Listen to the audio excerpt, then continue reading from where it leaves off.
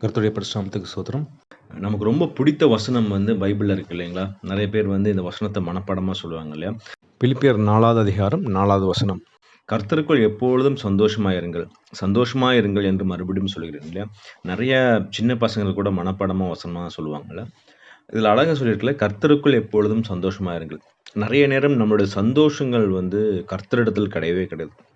ஏன்னா, இந்த லெட்டர் வந்து பவுல் பிலிப்பியருக்கு எழுதும்போது அவர் எங்க இருந்தாருன்னு பார்த்தீங்கன்னா, ஜெயில்ல இருக்கிறார். எங்க இருக்கிறார்? ஜெயில்ல. ஸோ ஜெயில்னா நம்ம ஊர் ஜெயில் மாரிலாம் கிடையாதுங்க. அவங்களுக்கு வந்து 3 வேள சாப்பாடு, படுக்கறக்கு இடம், இல்ல நீட்டான பாத்ரூம்ஸ் அந்த மாரிலாம் எதுவுமே கிடையாது. அவருடைய இருந்த இடம் பார்த்தீங்கன்னா, ஒரு மாரி டஞ்சன் சொல்லுவாங்க இல்லையா? அதாவது பாத்ரூம் அங்கேயே போவாங்க. அங்கேயே டாய்லெட் போணும். அங்கேயே கரப்பான்பூச்சி, பல்லி, பூச்சி, அப்புறமா அழுக்கு, சகதி இந்த மாரி இடத்துல இருந்துட்டு, அவரு என்ன லெட்டர் எழுதுறாரு பிலிப்பியருக்கு? சந்தோஷமா இருங்கள். கர்த்தரிடத்தில் சந்தோஷமா இருங்கள். மறுபடியும் சொல்கிறேன், கர்த்தரிடத்தில் சந்தோஷமா இருங்கள். நம்மளுடைய சந்தோஷம் எப்படிப்பட்டதா இருக்கிறது இல்லையா? பவுல் வந்து எல்லா நேரத்திலயும் மனரம்யமா இருக்க கற்றுக்கொண்டேன்னு சொல்லி போட்டிருக்காரு இல்லையா? சொல்லுவார். என்ன சிச்சுவேஷன்ஸ் இருந்தாலும், என்னை சுத்தி என்ன நடந்தாலும் நான் கர்த்தருக்குள்ள சந்தோஷமா இருப்பேன்னு சொல்றது தான் பவுலுடைய ஒரு ஊழியம் இல்ல? நமக்கு எப்படி இருக்கு? நீங்க நினைச்சு பாருங்களேன். நம்ம ஒரு சின்ன ஒரு பிரச்சனை இல்ல, ஒரு மனைவி வந்து கோபமா ஒண்ணு பேசிட்டாலோ, இல்ல கணவன் ஒரு கோபமா பேசிட்டாரோ, இல்ல நம்ம ஆஃபீஸ்ல ஏதாவது ஒரு சின்ன பிரச்சனையா இருந்தாலும், இல்லன்னா வந்து நம்ம பிள்ளைகள் நமக்கு பிரியமில்லாமல் ஏதாவது நடந்தாலும், உடனே நமக்கு அந்த சந்தோஷ குறைச்சல் வந்துருதுல்ல. ஏன்னா, நம்ம சந்தோஷத்த நம்ம எங்க தேடிக்கொண்டிருக்கிறோம்னா, வெளிய தேடிக்கொண்டிருக்கிறோம். எனக்கு இதெல்லாம் நடந்தா, இல்ல இந்த சிச்சுவேஷன்ஸ் எல்லாம் மாறுனா, என் மனைவி எனக்கு ஏற்றவளா இருந்தா, என் கணவன் என் மேல் அன்பு கூர்ந்தா, என் பிள்ளைகள் எனக்கு கீழ்ப்படிந்தா, நான் வேலை செய்ற இடத்துல என்னை வந்து உயர்த்தி பிடித்தா, நான் வந்து சந்தோஷமா இருப்பேன்ங்கிற அந்த ஒரு சூழ்நிலையில இருக்கும்போது, நம்மளால சந்தோஷமாவே இருக்க முடியாதுங்க இல்லையா? பவுல் வந்து எ எதுவுமே இல்ல அவருக்கு ஆக்சுவலா. அவர் நீங்க பார்த்தீங்கன்னா, அவருக்கு போர்த்துறதுக்கு போர்வை கூட இல்லன்னு சொல்லி ஒரு இடத்துல சொல்லியிருப்பார் இல்லையா? அந்த இடத்துல கூட அவர் வந்து சந்தோஷமா இருக்கிறார். நமக்கு எல்லாமே கடவுள் குடுத்திருக்கார். நமக்கு ஒரு வீடு குடுத்திருக்கார். நல்ல ஒரு கணவன் மனைவியா நம்ம குடும்பமா இருக்கிறோம். பிள்ளைகள் குடுத்திருக்கிறார். மேல கூரை இருக்கு. சாப்பிடுறதுக்கு சாப்பாடு இருக்கு 3 வேளையும். தண்ணி இருக்கு. குடிக்கிறதுக்கு தண்ணி. இது எல்லாம் குடுத்திருந்தாலும் நமக்கு ஏன் அந்த சந்தோஷம் இல்லன்னா, நம்ம வந்து தேவனுடைய சித்தத்தின்படி நம்ம நடக்கிறதே இல்ல. இல்ல? பவுல் வந்து இந்த பிலிப்பி பட்டணத்துக்கு எப்போ போறான்னு நீங்க பார்த்தீங்கன்னா, அப்போஸ்தலர்ல நீங்க வாசிச்சு பார்த்தீங்கன்னா, 16வது அதிகாரம் 9லிருந்து 12 நீங்க வாசிச்சு பார்த்தீங்கன்னா, அவருக்கு வந்து ஒரு தரிசனம் கிடைக்கப்படுது. மக்கதோனியாவுக்கு போகறதுக்காக அவருக்கு ஒரு விஷன் பார்க்குறாருல்ல. அந்த விஷன் கிடைச்சதுக்கு உடனே அவர் என்ன பண்றார்? பிலிப்பி பட்டணம் போறார். அங்க இருந்து என்ன பண்றாரு? அவர் தேவனுடைய ஊழியத்தை செய்றார். இல்ல அதுதான் மேட்டர். இல்ல கடவுள் என்ன பண்றாரு? அவருக்கு ஏற்ற பாத்திரமாய் மாற்றி, அவருக்காக அவர யூஸ் பண்ணும்போது, அவருக்கு என்னன்னா, அவர் வந்து சந்தோஷமா இருக்கிறார். இல்ல? அதுதான் அங்க கடவுள் இல்லையா? கடவுள் வந்து என்ன எதிர்பார்க்கிறார்ன்னா, நான் வந்து உன்னை என்னுடைய வேலைக்காக நான் உன்ன படைச்சேன். ம். என்னுடைய என்னுடைய சித்தத்தை செய்யறதுக்கு நான் உனக்கு படைச்சேன்.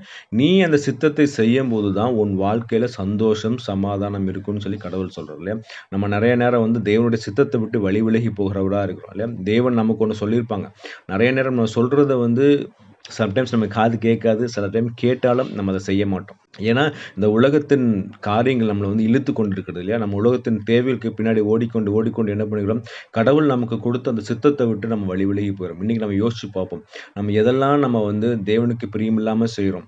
தேவன் சொன்னத ஃபர்ஸ்ட் ஆஃப் ஆல் நம்ம பைபிள்ல சொன்னத நம்ம செய்றோமா? வேதத்துல எழுதி குடுத்திருக்கிறத நம்ம செய்றோமா? நம்ம யோசிச்சுப்போம். எதெல்லாம் நம்ம வேதத்துல சொல்றத நம்ம செய்யாம இருக்கிறோம். அதுக்கப்புறம் இண்டிவிஜுவலா எப்படி பவுலுக்கு தரிசனம் கிடைத்ததோ, இல்ல பிலிப்பி பட்டணத்துக்கு ஒரு தரிசனம் கிடைத்ததோ, அதே மாரி நமக்கு வந்து தேவன் அந்த தரிசனத்த கொடுப்பார். அவருடைய காரியத்த நமக்கு செய்யும்போது நம்ம கர்த்தரிடத்தில் எப்பொழுதும் நம்ம சந்தோஷமா இருக்கிறோம் இல்லையா? ரீசென்ட்டா ஒரு சாட்சி நீங்க பார்த்திருப்பீங்க இல்லையா?